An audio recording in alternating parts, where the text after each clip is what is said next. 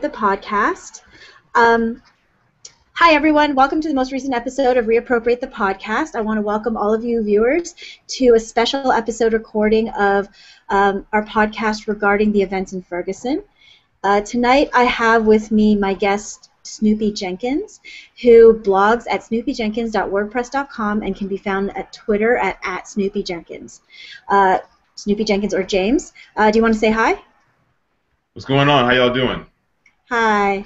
So I want to thank everybody for listening to this podcast. Tonight we are going to be talking about all of the issues surrounding Ferguson and the national protests happening in Ferguson, Missouri, as well as around the country.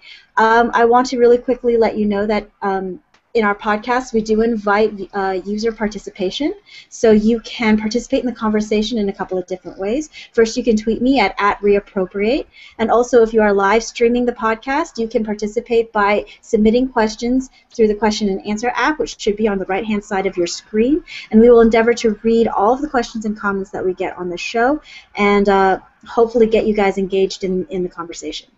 So without further ado, I want to talk a little bit today about the Mike Brown shooting that happened last Saturday, and specifically all of the conversation around race that's been happening since the shooting on Saturday.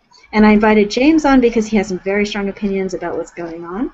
So I just want to get the conversation off asking what I think is possibly a bit of a silly question, which is, James, the Mike Brown shooting, which happened on Saturday, was a shooting by a Ferguson police officer of an unarmed teenager as he was being stopped walking down the street. And I think that I'm going to ask you an obvious question. Do you think the shooting was racial? Yeah, I'm sorry. It's an icebreaker question. Well, what a way to break the ice. First of all, I wanted to make sure I said thank you, Jen, for having me on Reappropriate the podcast again. I don't think I had a chance to thank you in person on the podcast before. That being said, yes. No, yes. Look. Yes. Yes, the shooting was racial. Okay. Okay. The response to the shooting has been racial. Everything we know about the shooting thus far involves a direct and really personal for many black men out there interaction with race, i.e.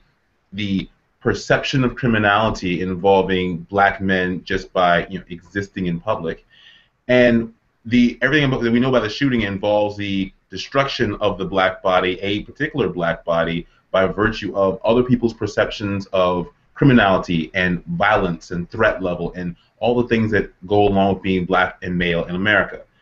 And I know I'm stepping on some toes by saying black and male. I just don't think this happens to other people in the same way. We all go through racial interactions. We all deal with race. We do not all deal with race in the exact same fashion at the exact same time. And I think that's true within racial groups and also true out, with various racial groups. Intra and interracially, we deal with race differently. Mm-hmm. I think one thing that this particular event has made clear for many people who have ignored it with stories like Eric Garner's death in New York City or Oscar Grant's death in Oakland. I'm getting that right. Or various other examples of this, Trayvon Martin and Ezell Ford. You said Eric Garner, Malik Jones, I believe his name was, in East Haven. Jordan Davis, Sean Bell. Oscar Grant. Have a list. This alone is the most bizarre element of this. There is right now a long and storied list of African American men who die at the hands of police or interactions with police that we know about. The ones that make national and international news. The fact that that exists for black men and yet does not exist for Asian American men, Latino men, white men, black women. I made a really crass joke about this the other day, but let's be very, very clear on this. As disheartening as it might be for many of us to deal with, and I think this is something that we all need to care about as citizens in America, the cops aren't shooting at everyone. Right.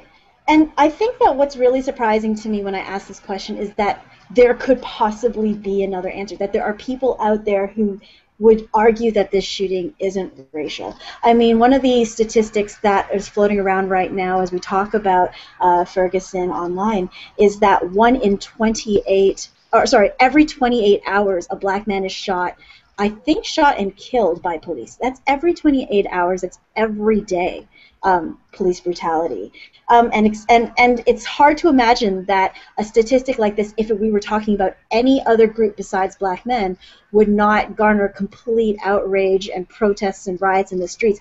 But it takes what seem to be flash in the pan moments for the nation to wake up and say this is not okay, when this seems to be the reality for black men. And getting to your other point, I think that it is important to point out that this is something that black men face to a much larger degree than other people do, and that that's okay in the sense that everybody's relationship to the race and racism that they face can be different, and we can have conversations about race and racism where we acknowledge that what some people are facing isn't similar to what other people are facing, and still find ways to be in solidarity with them. And so for me, what really strikes me is that this is a chance to talk about the race and racism issues that black men uniquely face, which is this idea of black male threat, the myth of black male threat and criminality. So one of the things that we were talking about in the car, which sort of sparked this this conversation, that my idea to podcast this, was that I'm surprised that with the Ferguson shooting, people are finding out for the first time about the idea of the talk with capital letters, the talk, as if you responded that most people who are not black men do not have the talk with their parents. So do you want to elaborate a little bit on what the talk is?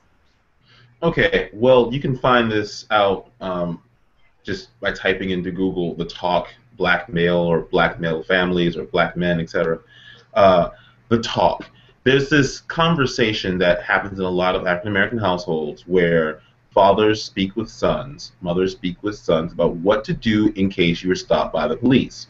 Because by virtue of being a black male in this society, living where black males live, rural environments as well as urban ones, especially urban ones, there's a very high likelihood that in a lot of these spaces, as a young black male, and I mean anywhere from like 5 up, you're going to be stopped by police, interact with police in a hostile situation where you will presume to be engaged in criminal activity more often than not.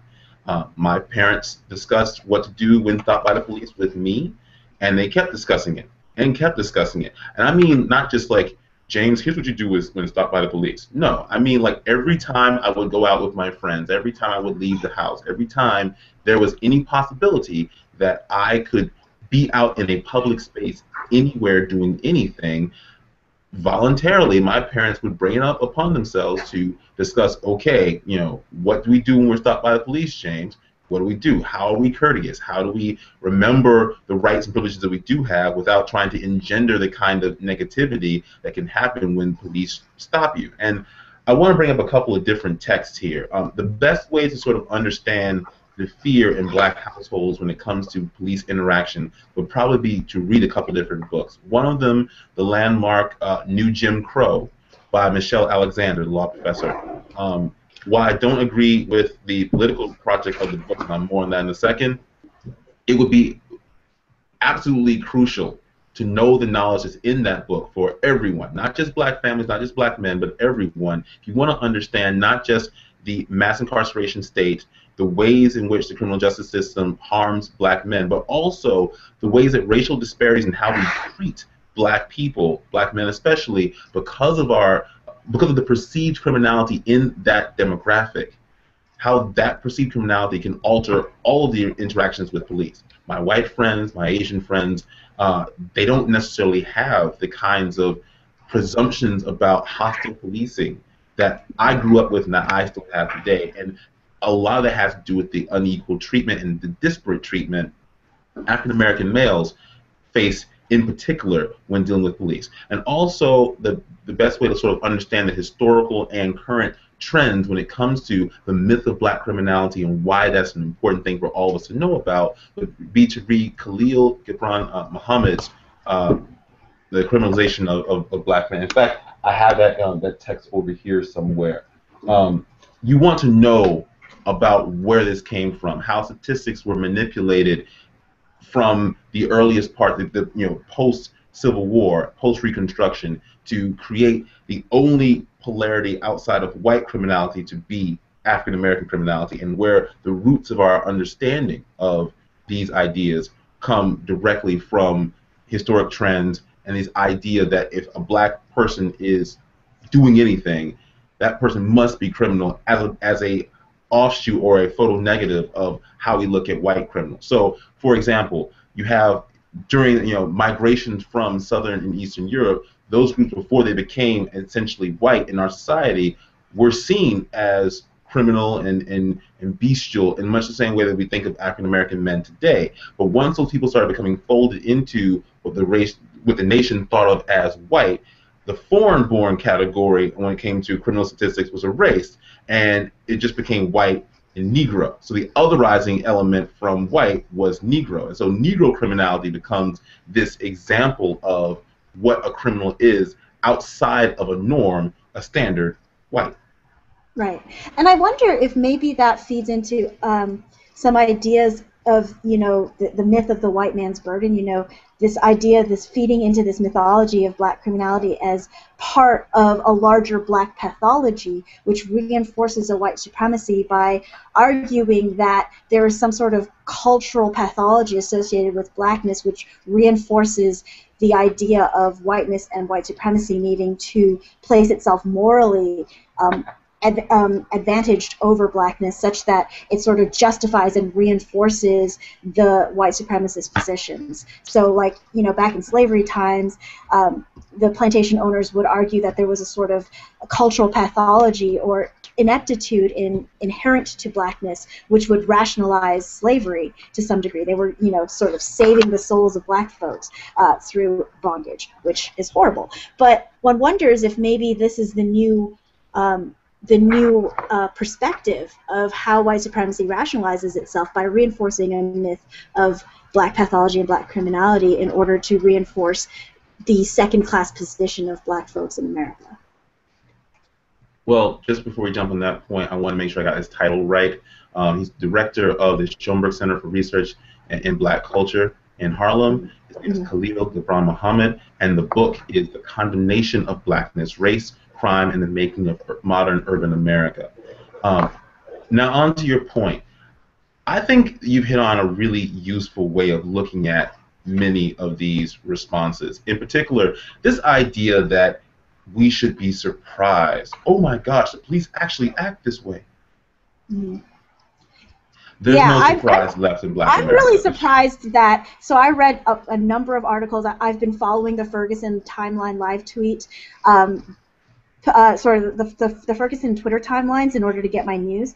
And you've seen recently a lot of people going into that Twitter timeline trying to argue against the racialization of this issue, as if there's no way to look at this as racial. And that really surprises me, because I can't imagine a way to look at this shooting as anything but racially tinged. And I think the way to ask yourself that is to ask yourself whether or not Mike Brown would have been shot had he not had black skin. And in my mind, I don't think he would have been shot, because I think that the way that the myth of black criminality bears out in the real world is that you can have a black teenager who is 6'4", 200 and whatever number of pounds that he was, but he was perceived as a threat by the police officer. And one has to ask themselves whether or not the perceived threat is implicit to him because of the color of his skin. And I think the answer to that is yes, because we see so many statistics of black men who are being killed when they are unarmed, facing off against police officers, where we don't see those kinds of statistics with virtually any other racial group. And I did really quickly, before you jump in, I did want to say to Iwan Dinar, if you're still watching this, you did successfully use the question and answer app, and if you continue to submit questions, we will be able to answer them on air. So you did it right, but the question you submitted was not one that we can answer, because it was just a hello world. Anyways, go ahead. Yeah, I just want to say, just directly to that point, what I think is happening and what I think matters when it comes to conversations about race in this, on this level, when it comes to race in the criminal justice system, is that I think it's important to understand that various types of Americans have different levels of trust with American systems of authority. Is there a way of looking at this that isn't racial? Yes, there definitely is. I'm not certain that there's a way of looking at what happened to Mike Brown, the tragic, shooting of Mike Brown, that doesn't take into account the tragedy. And by that I mean the problem I have with the quote-unquote non-racial or non-interested in race interpretations of his death is that I don't believe those people see his death as an actual tragedy. I don't think they see a loss there, where in communities of color, the death of people of color is considered an actual loss. I used to work in Guilford, Connecticut. Guilford, Connecticut is a picturesque environment. It's on the shoreline here in Connecticut. Lots of wealthier or at least upper income people live there. It's got this wonderful manicured green where it's the center of town. It's kind of a small town intentionally. It's basically Pleasantville. I mean, if there's any sort of pop culture reference that would help viewers establish their mental sense of the space. And working there was always very interesting because people were always very pleasant and always very nice and always very white. And whiteness is not an indictment. There's no genetic propensity for group violence in the human genome. There's nothing wrong with being white. But in too many spaces in this society, in too many spaces in America, there is a presumption of wrong with being black. Being black and male is automatically something that will put various members of our society off. And these people will cite chapter and verse about crime statistics and where crimes happen and who's committing violent crimes, war on drugs, etc., and use that to justify preconceived notions about black criminality. Again, reading Khalil Gibran Muhammad's condemnation of blackness is absolutely integral for this. But in the real world... I really quickly wanted to jump in connection to that point, because you've been arguing black males. Ike at Rebel Werewolf on Twitter is saying that he's read that police violence also affects black women, certainly to a larger extent than non-black people. So just another way to think about this is that this is something that affects black males predominantly. This is also something that affects the entire African-American community, I think, to a larger extent. This implied criminality relative to other non-black people of color communities. I want to give a complete shout out to Rebel Werewolf. He's got a very useful point there, and he's making a good point. However, I disagree with that point wholeheartedly. Because he cites an article. He cites an article which obviously we don't have time to read. But, I'm not saying that I'm not saying there isn't a substantive way of looking at things that says yes, this happens to black women too. Of course, that's true to a large degree. But I'm sorry, I don't think that the same types of... I think if you believe in that patriarchy exists, and if you believe that sexism exists, and you believe that you find patriarchy and sexism in systems of uniformed authority in the society, where if we're looking at the military, if we're looking at law enforcement, especially law enforcement, it's going to be hard to argue that there isn't an added difficulty presented to those officers, that thin blue line that's mostly male, that's mostly white in a lot of communities, especially in Ferguson. That's exactly what's happening, and that isn't also threatened by black masculinity in particular. Right, and I think that the point that you're trying to get at here is when it comes to the conflation of blackness with masculinity with perceived threat, that the masculinity adds an extra layer of physical threat to the police officer's perception of the situation, such that they are more likely to become violent and to potentially react with lethal force. And to me, I think that that's in the Mike Brown shooting, because if you look at Officer Wilson's alternative explanation of what happened and everybody who's supporting him, the myth that they're putting out there, or at least the version that they're putting out there, involves a black man who first assaults the officer, goes for his gun, runs away, runs 35 feet, turns around, taunts him, so then you invoke sort of this thuggish gangster kind of stereotype. And then I think what's most galling is then he turns around and charges, quote-unquote, like a bull at Officer Wilson and has to be put down as if he were, quote-unquote, on drugs. And I think that that's what they're trying to do, is justify the shooting as a physical threat to Officer Wilson's life, even though the teenager was unarmed, and even though he all of the independent eyewitnesses do not corroborate that story, except for today some are arguing that there are. But the ones that we had earlier in this week, all of the independent eyewitnesses did not corroborate that version.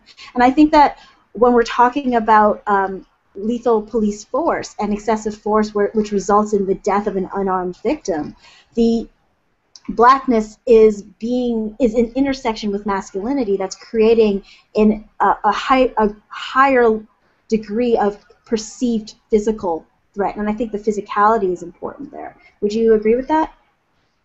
I certainly think that's definitely part of it. And I guess I don't want to overemphasize this part of it as well. I mean, yes, masculinity does matter here, and I don't think it's fair to the deaths that we've seen reported to not remember that there's a long trend of being male and black that's important here.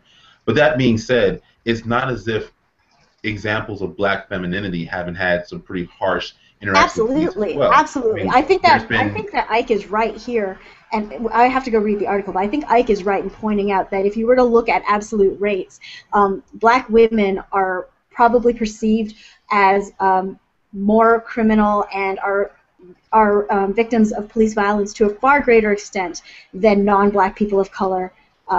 Probably across the genders is what I would guess. But I think the point that you're trying to get at is relative to masculinity, right? Well, the point I'm trying to get at is you might find a situation where a black woman is detained. You will even find black grandmothers like beaten up. No-knock warrants where people will walk in, where the police will just bust into someone's house trying to prosecute a drug warrant and then shoot up everyone, including the grandmothers right there. These kinds of things happen. But my point is, what we saw in the Mike Brown situation is similar to what we've seen in various other situations, Eric Garner being an example, Oscar Grant being an example, where you have police officers involved in their own duty, trying to uphold the law, perceiving or at least allegedly in this situation, perceiving a black male as a threat warranting lethal force, which is a little bit different than an ass whipping. Now, whether or not like every single case gives a stark line here, I don't think is really relevant. One of the things that I think is really important here is when we discuss the idea of black male criminality, myth or not, quote unquote, we need to remember that we've been having this discussion for decades, centuries in a way. Centuries. And there's a futility that has come into play. I think what you've seen from President Obama's 2 statements on the subject thus far, what you've seen is a clinical detachment that speaks directly to the need to not only balance the perceptions from the black community and from other communities of color about inappropriate police work, resulting in actual death and actual tragedy and actual loss, but balancing that with the perceptions of essentially all these other communities in America who see the death of black males as normal. Mm-hmm. Not just like a tragedy or just sad or no, none of that. Normal. And that makes a very different kind of conversation to have. The president's been in a really negative situation. I think a lot of people have roundly dismissed and disagree with his interpretation of events. But what I think we're seeing is really Ferguson, Missouri is the photo negative of everything you heard about race from Obama for America in 2007 and 2008. This whole entire perception that electing Barack Hussein Obama Jr. To the presidency was going to end racism as we knew it in America was always false. No people of color ever believed it. And even when he gave these landmark speeches on race that essentially equivocated the perceptions of white people who are afraid of black masculinity to the point of using lethal force against it, with essentially black grievance about unjust labor policies and redlining and all manner of de facto and de jure segregation, equating those two was always illogical. Equating those two was always about justifying what a mainstream or a white mainstream could feel about race openly. And Ferguson is the result. If we are able to look at America today as being somehow post-racial, we don't go into situations where there's practically anemic political representation for African Americans in a community where they are a majority, and actually say, okay, we have a police department that's going above and beyond what standards of policing are today against black bodies. They have no representation to change that, and we're all okay with it because race doesn't matter? Like, this is the problem with Obama's America on race. This is why it's something that we should all think about. And this is also why, if we're willing to look at black male death as normal, we're never going to solve any of these problems. Well, we not only think of it as normal, but what I think was most shocking for me, or not shocking, but at least distressing for me, was to watch the aftermath of the shooting and to watch people from, the Ferguson police chief all the way up, I would argue, to the president, whom I'm a huge supporter of otherwise, but I think he really dropped the ball this past week, which was in essence to blame the victim, to find ways to justify the shooting death of an unarmed teenager as if there is any combination of circumstances under which you could say that this was a clean shoot for a police officer. I think that when you have the immediate knee-jerk reaction to talk about Mike Brown's supposed criminality, where you release the robbery video as if to imply that he was a criminal, ergo he deserved to be shot, or to point out his size as if he was just de facto a physical threat, and ergo he deserved to be shot. I saw one autopsy report, I think, that was released by the Ferguson, or at least details leaked from the Ferguson Police Department, where they suggested that he had traces of marijuana in his system, ergo he deserved to be shot. And then you have this ridiculous story from Officer Wilson, or that we hear secondhand through an alleged family friend, who's arguing this ridiculous timeline of events where he runs out and he taunts the officer after trying to go for his gun, and then he charges him like a bull. And I think I was saying to you earlier that that version of events goes completely against the talk. Everything you learn from the talk says this is not something you would ever do.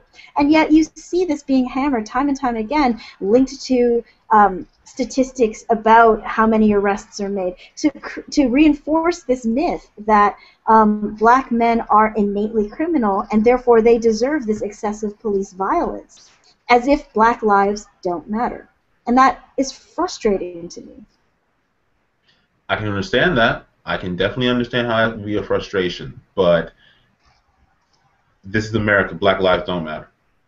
Well, no, that's the response. I mean, that is the lived experience of, I would say, most black people in the society. But I don't think that happens to all black people. And one of the reasons why, going back to Michelle Alexander, one of the reasons why the political thrust of her book is something that I very much disagree with, is that there's an assumption that if we look at mass incarceration today, we should consider it in the same light as Jim Crow segregation and chattel slavery, i.e. a racial caste system that does not allow people, African Americans today, to escape its clutches. That by and large, most, to the point of all black people, are subject to this, or by and large, most, if not all, black men are subject to this. And on that, I very much disagree. What I think happens to guys like Mike Brown is something that theoretically can happen to all black men, and that theoretically all black men have to guard against. But it doesn't happen to all black men.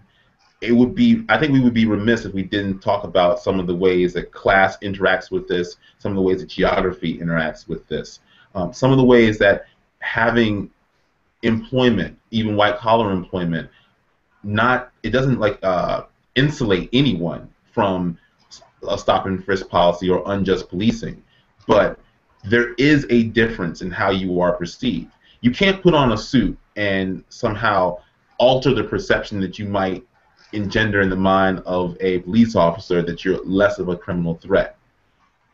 But the guys who are wearing suits in lots of places in America don't have guns shoved in their face every day. Every week, but not necessarily every day. But I would hazard to argue that difficult. I'm sorry. Just to finish this point, it becomes very difficult for many of us to have this conversation rationally. I'm thinking of Eugene Robinson and Walter Williams, who have both in recent days brought up the idea of black on black crime as the real scourge assaulting the black community and assaulting the black body that we should think about. Ta-Nehisi Coates in The Atlantic has written a scathing dismissal of this idea. But what I think is actually important with that conversation is we know already, the statistics aren't going to lie to us here either, we know there's a high degree of violent crime in African American communities. It's like a high degree of violent crime throughout the country. We don't think that relatively there's a higher degree so much of violent crime in the black community necessarily than like in other communities, but certainly the way we're looking at the statistics, the way we do this policing, there's more police scrutiny in African American communities than there would be and is, I would say, in a lot of other communities. So take, for example, the differences between Guilford, Connecticut, which I already mentioned, and New Haven, Connecticut, where I work today. We have much more, by virtue of local stories on this, about criminality in New Haven than we do in Guilford. And so people living in Guilford or living along the shoreline often think of their communities as being relatively crime-free. Whether or not that's actually true given the numbers isn't necessarily relevant because there's a larger population in New Haven, there's a larger police presence in New Haven, and there's more... I'm sorry? It's more urban. People are much more closely populated next to each other. Also true, and there's much more of an interest in prosecuting the war on drugs in New Haven because of its larger African American population than there is along the shoreline where people still get high on the regular. So we don't necessarily know if the crime rates are all that distinct and all that excessive in the New Haven model than if they are in the shoreline model or in Guilford. But we do know black people live over here, and so the people living on the shoreline, who are mostly white and wealthy, would much rather see that police scrutiny applied judiciously to the blacks over there outside of their lived experience. That alone presents many of the problems we have talking about this, and a focus on black crime, while important, doesn't get at the heart of that matter at all. And it certainly doesn't get us close to having a conversation about the excessive militarization of municipal police departments that you see on display, not just in Ferguson, Missouri, but also in Boston, right after the marathon bombings. Mm-hmm. I really quickly wanted to just comment that my issue with the black on black crime argument is that I think it again gives a little bit of shade to the argument that somehow these deaths by excessive police force are somehow justified, or that we're justified in not caring about black lives and when they're lost. I feel like, again, like you're pointing out, which I really don't have a lot of commentary other than I generally agree, this is such a complex issue. It's an intersection of class and race, and I think that in national conversations like this, across the board, we have a tendency to oversimplify it and forget how the intersection of class is nuancing this argument. But I think that unless you have something you want to add to that, pivoting over to the police militancy issue, I think is really interesting, and I'd like to spend a couple minutes talking about that before we sort of look at the bigger picture about where to go from here. Yeah, you're good. Okay, so I think one of the things that was really interesting to me with the Mike Brown shooting in Ferguson was how I feel like this whole situation, I think there was a massive outcry, as well there should be, regarding Mike Brown's death. But then as the week progressed, we saw, I think, the lengths that white supremacy will go towards defending its own system. And that became so galling that that almost became the story. It became the story about how the police are, again, reinforcing this myth of black criminality through their excessive militarization of their law enforcement practices in Ferguson, how they assumed that a congregation of black protesters who are peacefully demonstrating would immediately turn violent. And in fact, none of those protests turned violent until the police sort of cracked down in this sort of Gestapo style, enacting curfews, pointing guns, waving their guns around at people, and just sort of basically taking over and occupying Ferguson, Missouri, by force, by gunpoint. So I wonder if you, as a poli-sci major, in particular, I'm interested in hearing your point of view, James, about whether or not this is legal for the as far as the police are concerned, and sort of why this, I think, became an issue that also grabbed national attention, that sort of is about race and is about the myth of black criminality, again reinforced with why the police were rationalizing their own actions, but also that sort of became a constitutional conversation in regards to the rights of police officers and the rights of citizens. Well, let me first start by saying I'm not a lawyer. I I didn't say don't you were have a legal lawyer. training. I said you were a poli-sci major. I recognize that, but it's important to make sure it's clear that these are just my opinions alone and have almost zero basis in an understanding of the statutes on the subject. That being said, what we saw last week and leading into this week was the takeover of a small town by its municipal police force. We saw citizens barred from their free and constitutionally protected right of assembly and protest by virtue of the municipal police force that they fund through their own tax dollars. That is about as, if that doesn't frighten you, like, I don't know what will. I mean, having nothing to do whatsoever with race, this should be the intersection point between all manner of people on the right who are afraid of government encroachment and all the people on the left who are afraid of not being able to protest anything. Like, if this isn't the intersection between the Tea Party and Occupy Wall Street, I don't know what else could be. Like, this is all about literally a local government steps in and says, no, you cannot. And we know you can't because we've got tanks and we've got tear gas and we've got rubber bullets and we've got the manpower to keep you in place. A manpower that we're willing to deploy in this situation against the citizenry itself. I want to bring up Boston after the marathon bombings again because I think it gives us a useful counterpoint. In that situation, because of the threat of terrorism, we saw a similar takeover of a city for an extended period of time while the police were able to track down the remaining bomber. Now, there are many people who had a problem with that then and should have had a problem with it. It's incorrigible. My right as a citizen to freely move around public spaces should not really be impeded for pretty much almost any reason. And no, I don't think that prosecuting like one lone terrorist necessarily means that the city should be shut down for 2 days. But this situation is almost more galling to me because here you have citizens organized, if loosely, but still organized to protest police action, and they're being denied that ability by the police force.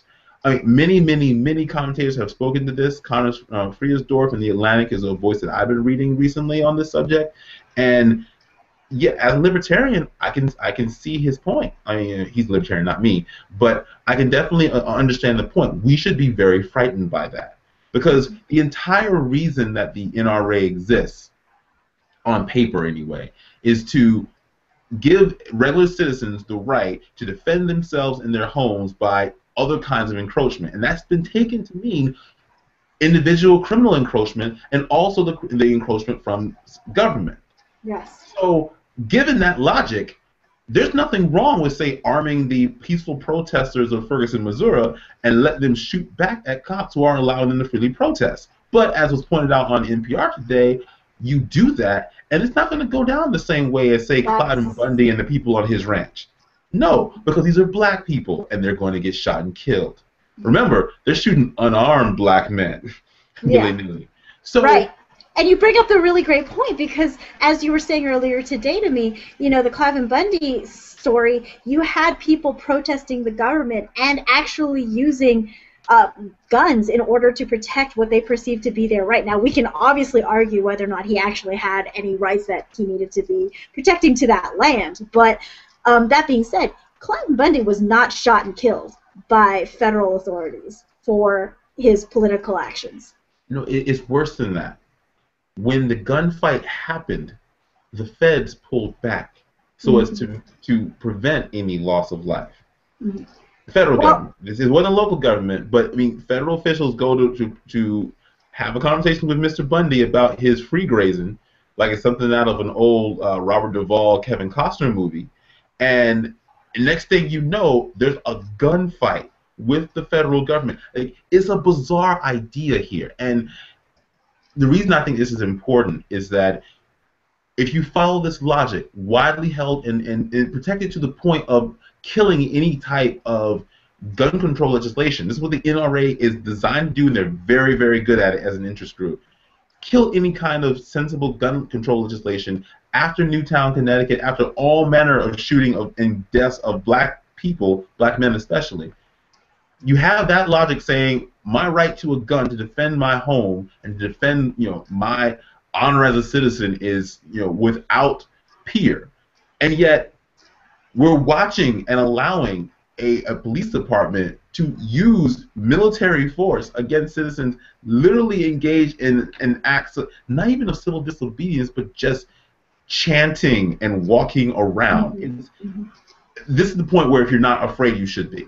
Yeah. I really quickly wanted to read another tweet from Ike, who's tweeting from @RebelWerewolf, who writes, "The perception of police militarization was different in Boston. Majority of people were cheering on the police, and there were no protesters." And I think that he sort of, and I'm glad that you kind of have answered that point a little bit, but one thing I thought that was really interesting was that I think that for the most part, people were supportive of the militarization. I agree that they probably shouldn't have been, but I do think that the parallel there falls apart because the parallel that we're making between Boston and Ferguson, in the sense that in Boston there was someone who had allegedly committed a federal violent crime, which was domestic terrorism, who was on the run, and it was not clear whether or not he was armed, ready to do this again. And so there was, at least in terms of the public perception, a sense of wanting to protect oneself from someone who had already committed a crime. When you compare that to Ferguson, protesters haven't committed a crime. In fact, they're exercising their First Amendment rights. And so it's hard to argue that the police militarization makes sense there, and that it could in any way be justified. Ike goes ahead and tweets, the Boston bomber was caught in a suburb that was 90% white, and the perception was perception of the police was that they were protecting Bostonians from terrorism. And that actually pivots me perfectly to the point that I wanted to make regarding Ferguson, which was one thing that stuck out in my mind last week, was when you started seeing the police militarization happening, and I think it was day 3 or so of the protests, the police chief of Ferguson was arguing that he wanted to bring in SWAT and the riot police because he wanted to protect the middle-class families that were just outside of the area of protest, that he started talking about the safety of the residents of Ferguson who were not the protesters. And that, to me, reminded me of Boston. It reminded me also of the LA riots, where the police suddenly feel like this need to intervene and intervene strongly when it becomes a perceived threat on whiteness, and that I think is particularly damning. That, to me, that is exactly what happened in Ferguson. They militarized because all of a sudden the white residents of Ferguson started freaking out that they might become the targets of possible violence, even though these were all peaceful protests. But it was just the threat of congregating black skin, basically, that was creating this myth of physical threat and violence. And that's why I've said for years, the police do not exist to protect and serve me. Police exist to protect you from me. Like, just as a black person, I don't understand how it's logical to look at police as your friends.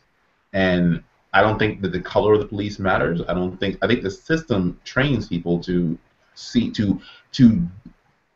give in to the public perception and the stereotype of black criminality as automatically something to protect good people from. I mean, just the quote that you mentioned from the Ferguson police chief says it all.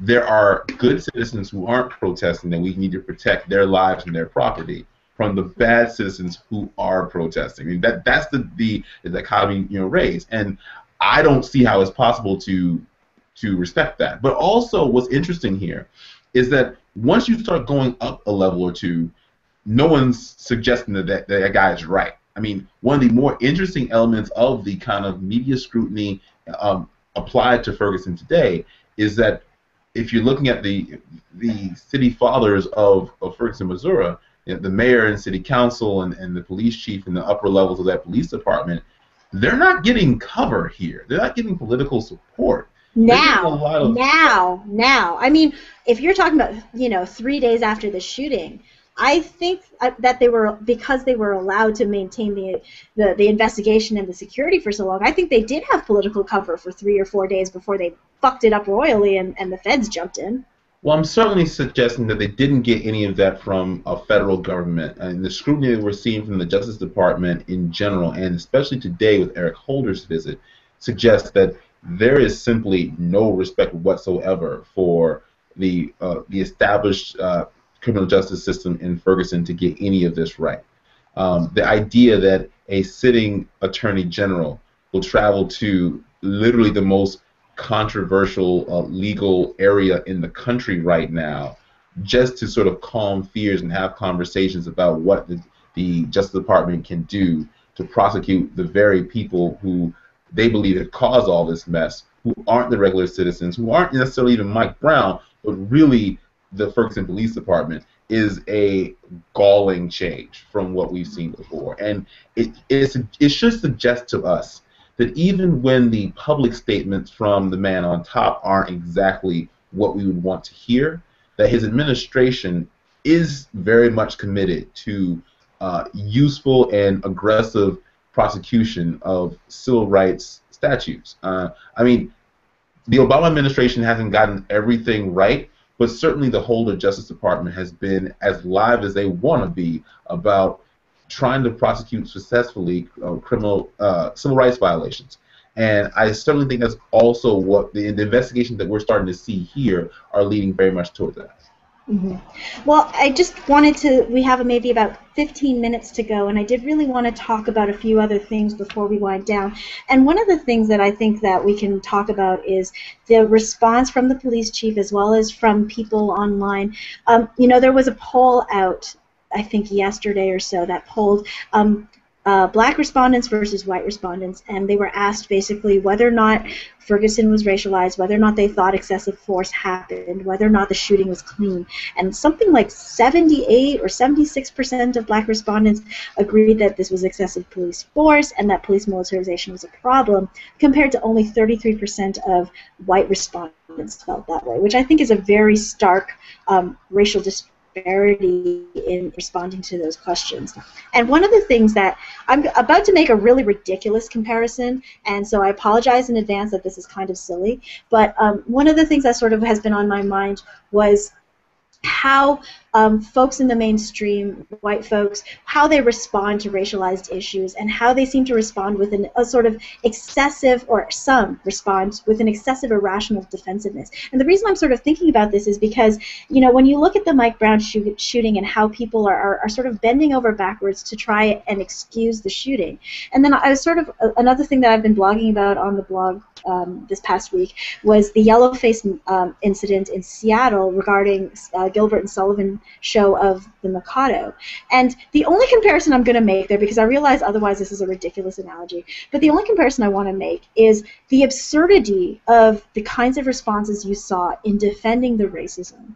And it sort of struck me as sort of this kind of a similar kind of white rage that was going on, this sort of like anger that this could be seen as racial, this anger that you might be perceived as participating or perpetuating white supremacy. And in both cases, it sort of comes across as ridiculous, the things that people will say in order to try and excuse even considering it from a racial lens.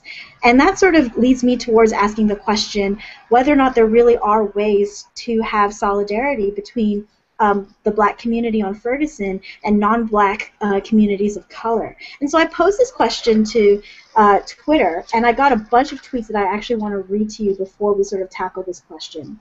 The Laos Assistance Center, which is a really wonderful institution, by the way, a really wonderful group that I've worked with a little bit in terms of blogging. They write, systems that make disparities for one community are often enabled to do it to others. And so to live up to our ideals, we must speak up against them. Drawing upon these similar ideas of institutions of racism that affect all communities of color.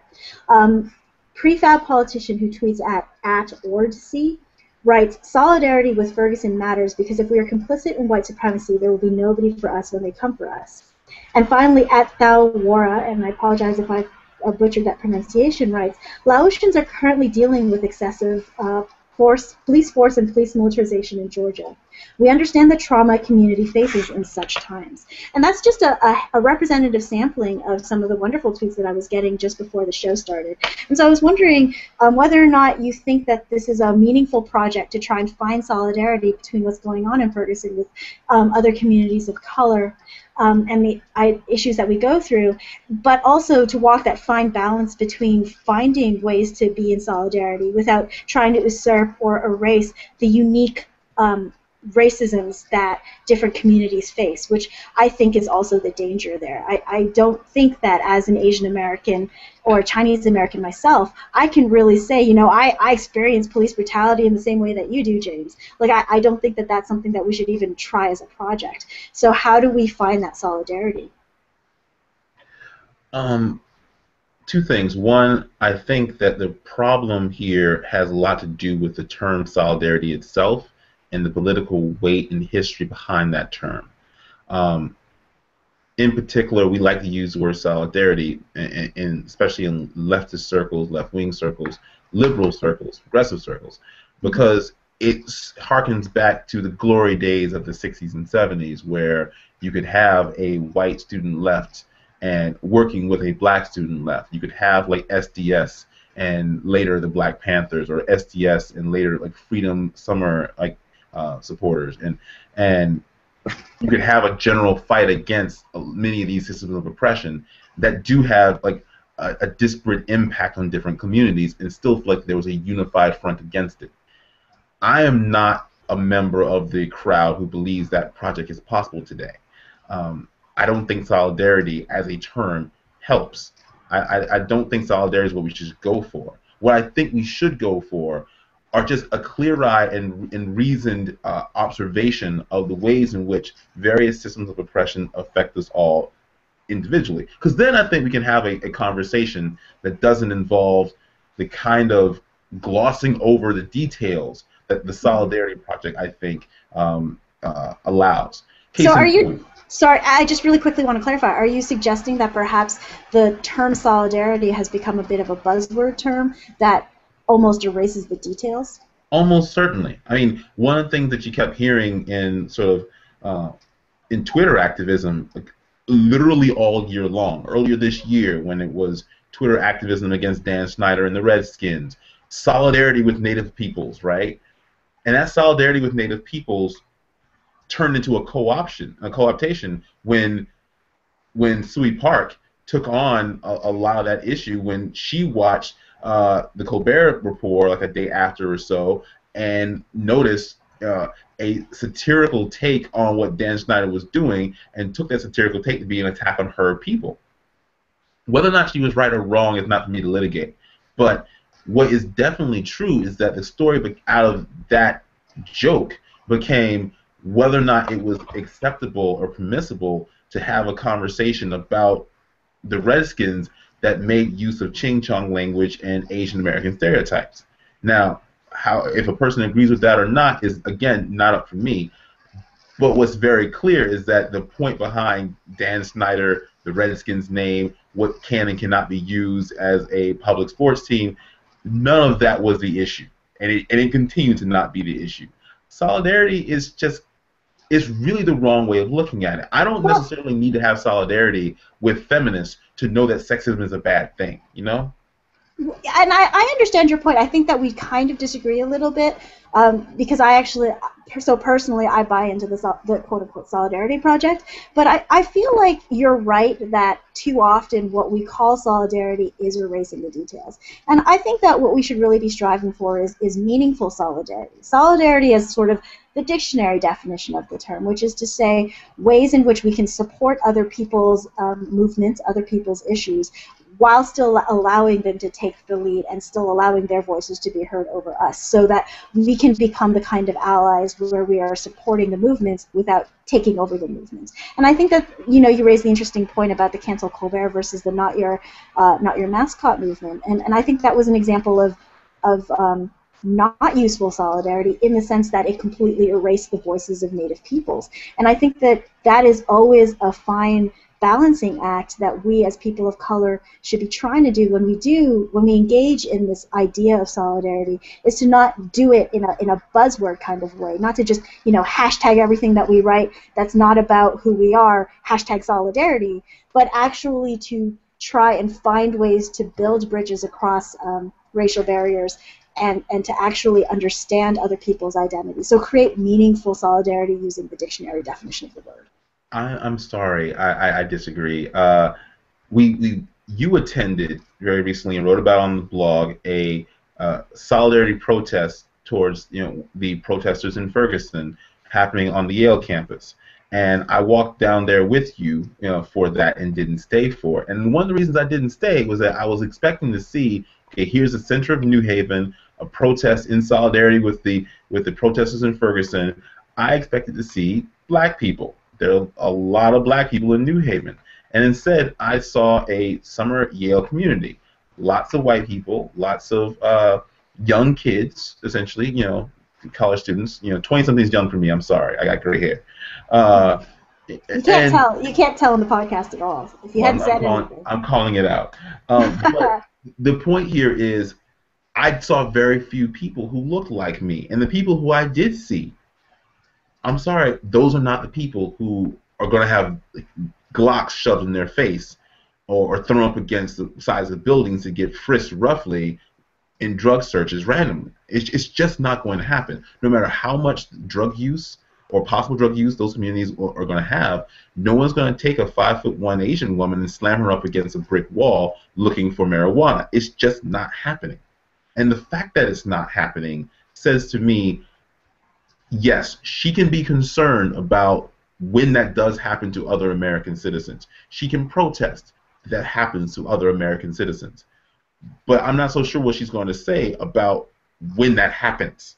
And I think that the Solidarity Project is a useful one, but we need to bring up a civic solidarity, not necessarily a racial solidarity. There are definite jumping on points for people who are not black to talk about the issues involving Ferguson, whether it's unjust police work that can affect everyone, selective police work where we go after low-level or attempt to go after low-level drug dealers with a vitriol and a violence that will never apply towards white-collar criminals who rob the system of trillions of dollars. We can actually have those kinds of conversations without having to necessarily bring up a racial solidarity. But the Racial Solidarity Project, I don't think it works intra-racially. Again, I'll say it. I think black women have a lot of reason to be very afraid about the activities that have happened to Mike Brown and Eric Garner and Jordan Davis and Oscar Grant and a whole host of other individuals. But we should remember that these are black men we're talking about and not black women. And it matters to me that masculinity is part of the conversation here. I don't think my nieces and my sisters are under the same kind of gun that I am. Period.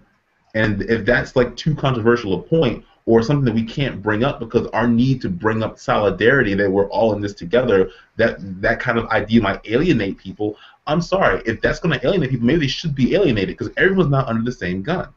Well, so I think that that's a really interesting point that you're making, but I think what was actually most interesting was this definition of solidarity being all of us in it together. And for me, that's not necessarily the way that I look at solidarity, in the sense that I think that, the tweets that I read bring up the things that we are all in it together under. We're all in it together when it comes to white supremacy. But how white supremacy affects us as Chinese Americans versus Laotians versus African Americans versus Latinos and versus Native people is going to be different. And I think that when we're trying to do solidarity, we need to find ways to find links, maybe political links, but not ways that appropriate other people's narratives.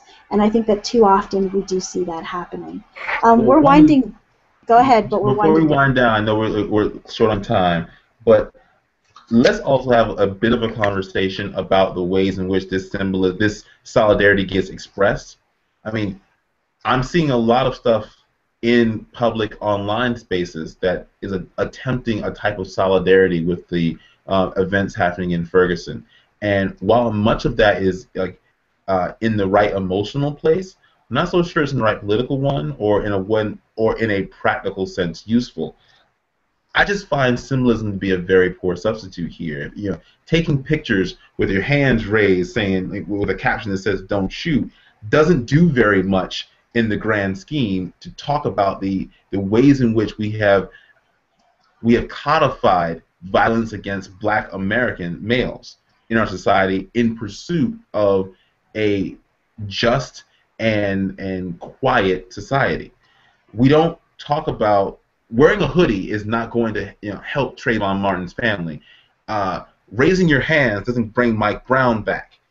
And it doesn't, most importantly, speak to the real issues that we could have in a civic discussion about actual statutes and laws. Mm-hmm. Connor Friesdorf, for example, brought up the idea that maybe the night protests in Ferguson should end in lieu of, and instead of doing night protests, going around to collect signatures to engage a recall election of the mayor and city council of Ferguson to replace them with a basically a pro-protester slate that would fire the upper levels of the police department and force the change of the Ferguson Police Department that we haven't seen yet. And it spoke directly not only to the idea of getting rid of political leaders that aren't serving your interests, Black people take note, but also the idea that we haven't seen very much on the level of actual political activism from much of the Ferguson story. A lot of it has been in the streets protesting as if just by virtue of walking around every night chanting "No justice, no peace," at some point change is just going to come. And it's that kind of pie in the sky, wishful thinking, almost faith in the evidence of things not seen that works directly against the kind of civic knowledge and civic solidarity that I think it would be much more useful here.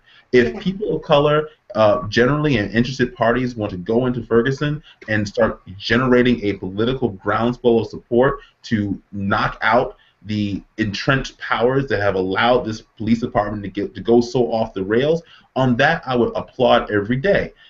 But I don't think we're seeing that through hashtags, and I don't think we're seeing that through pictures and selfies with your hands raised.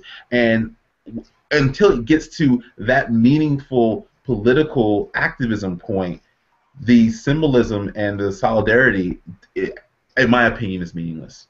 Well, I think this gets to a little bit the decentralization of Twitter hashtag activism, and how I think that as a movement and how we've moved digitally, we haven't quite overcome these structural obstacles in the tools that we're using and how we can integrate them into our activism so that we're not spinning our wheels. But if you're interested in that, viewers, that is actually the topic of an episode that we're recording 4 weeks from now, 3 weeks from now, September 8th, sorry. I've invited representatives from 18 Million Rising, and we will be tackling this exact question. So in terms of me, I didn't really get to express what I think in terms of solidarity. The one thing that I think is that I think it's important to find links, but to me, I mean, I sort of started blogging about the Ferguson issue, not necessarily because I found a specific link to my own identity as an Asian American. And one thing that I really like that you're talking about, James, in a couple of things that I disagree with, but one thing that I like is this idea of civic solidarity and civic engagement. For me, what really strikes home is a sort of general, this is what America is, this is what America should be kind of question. It's more of a civic question than identifying things that I or the Asian American community deal with that are exactly the same. Rather, I think that this is a chance to focus the topics on blackness and on anti-blackness and white supremacy as it affects that, rather than to sort of try to force the Asian American identity or the identity of other communities of color into the conversation. I think sometimes it makes sense. I think that the tweets that I read about structural racism actually are very poignant and relevant. But I've seen sort of a mishmash of conversation on this topic, at least from the Asian American community, and I think that, so Ike at Rebel Werewolf asked me again whether or not I might comment on the response from the Asian American community on Ferguson, and I don't know what's going on with the entire community, but there's some things that have been done that I think are good, and some things that I've read that are maybe less topical or less relevant.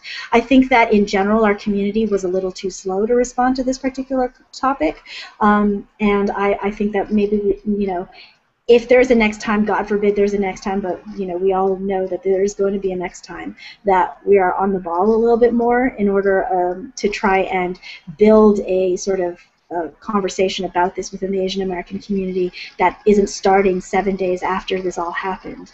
But more specifically, I think I've read articles that have tried to argue how this is exactly like the Asian American identity, and I don't necessarily think that's important. I've read also articles that have talked about centering conversations about blackness, and I think I wrote an article that came at it from that perspective that had very little to do with the Asian American identity, and where it did bring it up was more underscoring the things that I don't know because I'm not black. And I think that that's sort of a different way to address solidarity than maybe this buzzwordy way that we're doing solidarity. And to focus instead on a civic solidarity where we're all angered because this is sort of the communal project of America that we're all invested in, and so we're invested in bettering it for that reason. I sort of wanted to wind us down a little bit by asking whether or not this time you think will be different. We started off this podcast by listing several black men who have been killed within the last a decade or so maybe who've been killed in police violence, all of them unarmed, all of them shot to death. Do you think this time will be different? Yes, no, maybe? No, not at all, never, no. But again, I'm biased in the sense that my personal safety depends upon not seeing the difference. Like, I can't allow myself to think that I'm going to live in an America that will somehow be nicer to my skin and my gender. That's not a possibility. I would by thinking that way, I would put my life in the hands of people who don't have a track record of respecting my body or bodies like mine. Like, it's just, that's what you're doing. When you walk outside of your house, or sometimes just in your house, Fred Hampton, you living as a black man today, you are basically hoping against hope that you'll make it to your destination and back safely and unmolested. And the truth is, you have reason to fear criminals, like everyone else, but you also have reason to fear police, not like everyone else. There was a piece in the Washington Post recently, a LAPD officer and professor who believes very strongly that police officers should wear cameras, there should be cameras in the vehicles, so we all have a record of what's going on in these police interactions. But the major thrust of his argument was that if you don't want to be molested, assaulted, like harmed by police, give them absolutely no trouble, speak respectfully, and just generally do what they say, or they're going to just thrash you. Now, on one level, he's absolutely right. That is what the response is going to be. Give police officers any level of negativity, and you're asking for them to hurt you is the street-level truth that we should deal with. But it's certainly what the talk is all about. You don't do that. You don't respond negatively to police because police will kill you. That's what I was told at home. The police will shoot you and kill you, James. So this is what you have to do in every circumstance. There is no way to mistake this. One split second and you're done. I was told that at 8. I was told that at 13. I was told that at 15. I was told that at 33 when I went home just this last weekend. It's that real. However, the plight of the police officer won't engender my sympathy, and I know, I have to know that the plight of the black man will not engender the police officer's sympathy. It's just not possible. So I cannot see how anything is going to ever be changed. But again, I'm biased, because even if there was a meaningful change, this particular black man will never trust it. I can't afford to. I don't exist in a post-racial world. I have to assume in every instance that the police are there to hurt me. I think that for me, answering this question, I think this time will be different if we're able to overcome the obstacle of how to turn a groundswell of energy and passion into meaningful civic change, and I think that that is not a trivial thing to do. I think I had a chance to think about what Connor Friersdorf suggests, which is basically recall Ferguson. And I'm a little bit surprised, maybe I'm just not aware of this, but I think that if there's going to be a hashtag, it should be hashtag recall Ferguson. I think the idea of collecting signatures and turning what is protest movements across the country into a grassroots movement to fund a political action committee, to recall the entire political board of Ferguson, and to elect new officials who are first representative of Ferguson, second not willing to violate the civil rights of the residents of Ferguson, and then to have that the new political representatives fire the entire leadership of the police department ultimately is a really interesting idea, but one that will require, I don't know that it's necessarily a practical one. I think that when you told me about this, and I'm sorry I haven't read the article, but when you told me about this, it felt a little bit like Monday morning quarterbacking.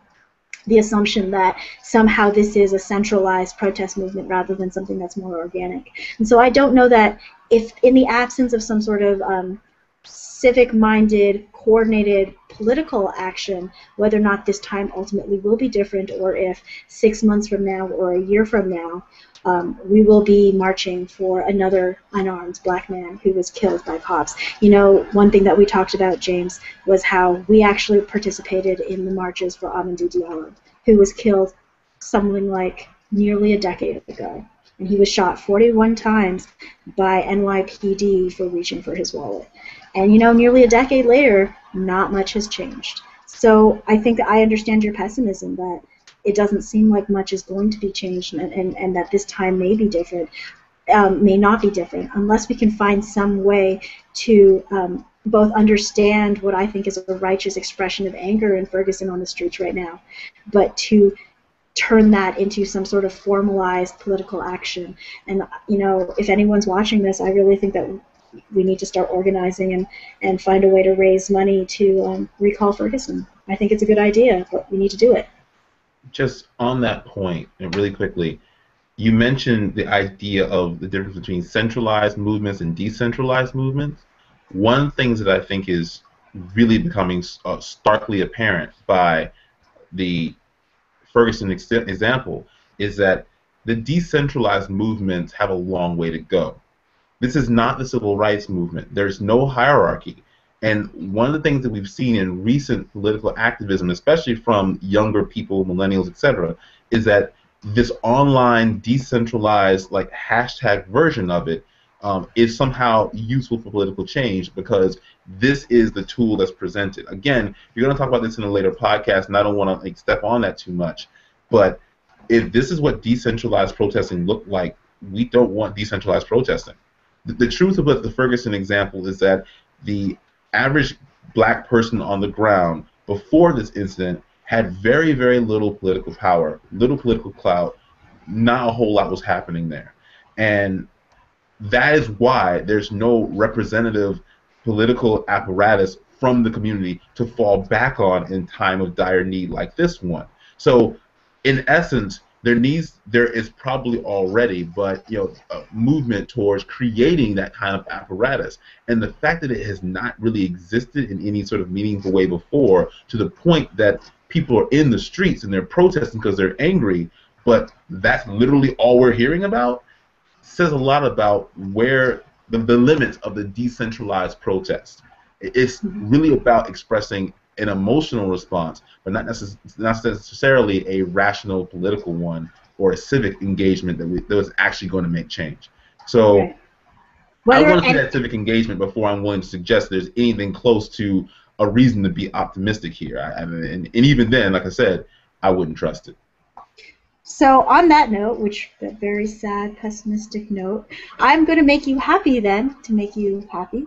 I'm going to say that Ike says that you don't look 33, James, and your gray hairs are not visible on the podcast. So you should thank Ike for saying that to you.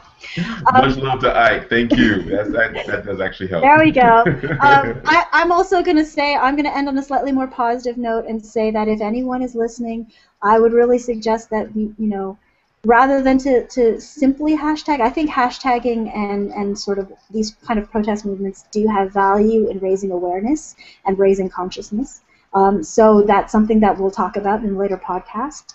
But that's sort of my bias. I actually do believe in the power of education and consciousness building. But if anyone's listening, I think that right now, 10 days later, we need to be organizing. And I would hope that if there were anybody from Ferguson who's plugged into the local political community, that they are building a Recall Ferguson PAC right now. And if and when that PAC shows up in your inbox or in your Twitter, that all the anger that you're feeling right now will translate into donations or raising awareness or some other civic engagement to try and recall the leadership of Ferguson and try to add political clout to Ferguson's black community, because you're right. I think that that's what's going to make this time different if we can do that. On that note, I did want to end the podcast unless there's anything else you want to add, James? Nope, just I hope everyone in Ferguson continues to stay safe and hope that they don't get arrested, and I hope they're able to maintain some just basic decency out there, because really these are people engaged in political action. They shouldn't be harmed by police because of it. Mm-hmm. And since we've established that I disagree slightly with James on the concept of solidarity, I actually do stand in solidarity with the residents of Ferguson and hope that you all stay safe and understand that there are people on the other side of the country who definitely are standing with you as best we can in Connecticut. I want to thank all of the viewers who tuned into this sort of last-minute state of emergency Reappropriate podcast recording. At one time we had up to 8 viewers watching simultaneously, so I want to thank you all for tuning in, as well as the several people who tweeted before and during the show. And I really welcome your comments and questions, and really thank you for keeping this conversation engaged. If you're interested in the podcast after the fact, you'll be able to stream recording of this podcast through YouTube using both video and audio. You can also subscribe to Reappropriate the podcast through the iTunes Store. And I really encourage you to check out the scheduled Reappropriate podcast episode, which will now be episode number 5 of this podcast, which is going to be recording on August 27th at 7 p.m. Eastern Time. And for that episode, I will be tackling the question, what is Asian American or Asian American Pacific Islander feminism? And to tackle that topic, I've invited guest Juliet Shen from the Fascinations Tumblr, Fascinations blog. I want to thank everybody again for listening, and James, thank you for being on the show. Thank you for having me. All right. Take care, everybody, and we'll see you next week.